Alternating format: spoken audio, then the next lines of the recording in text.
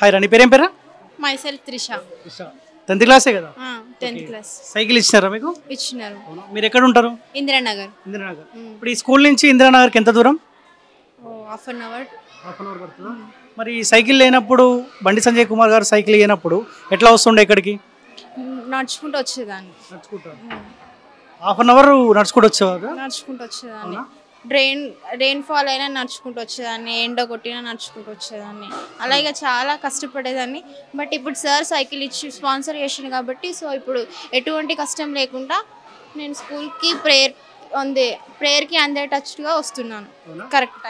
Mummy daddy వాళ్ళు ఏం చేస్తారు? మమ్మీ హోటల్లో వర్క్ చేస్తుంది, డాడీ లేరు, సిస్టర్ ఉంది. సిస్టర్. మరి మమ్మీకి ఎప్పుడన్నా సైకిల్ కొని అని అడగలేదా మీరు? మమ్మీకి ఎప్పుడంతా ఫోర్స్ చేయలేదు. బట్ ఇక ఇంట్లో పరిస్థితి తెలుసు కాబట్టి అడగలేదు ఎప్పుడు ఇక.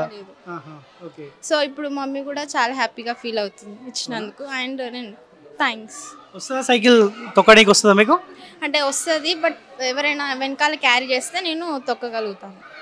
ఇప్పుడు ఎంత టైం పడుతుందో సైకిల్ మీద రానికి? 15 minutes. మళ్ళీ సైకిల్ మీద తిరుగుతురా? చదువుకి ఏమైనా టైం కేటాయిస్తున్నారా?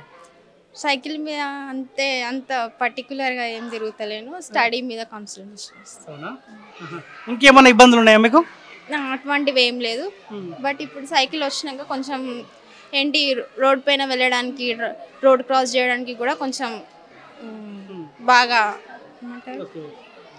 ఇబ్బంది లేకుండా రావడానికి ప్రయత్నిస్తుంది. ఎవరిచ్చారు సైకిల్ తెలుసా? బండి సంజయ్. కలిసిరా ఆయనకు? కలిసి. అంటే ఆయన చేతుల మీదే మీకు ఇచ్చినారా లేకపోతే వేరే వాళ్ళు వచ్చి ఇచ్చినారా? ఆయన చేతుల మీదనే ఇచ్చినారు.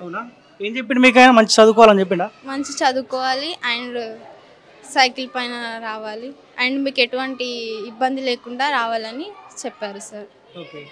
మీ పేరెంట్స్ అయితే హ్యాపీగా ఉన్నారు ఇప్పుడు? హ్యాపీగా ఫీల్ అవుతున్నాను. నేను కూడా హ్యాపీగా ఫీల్ అవుతున్నాను. Thank you.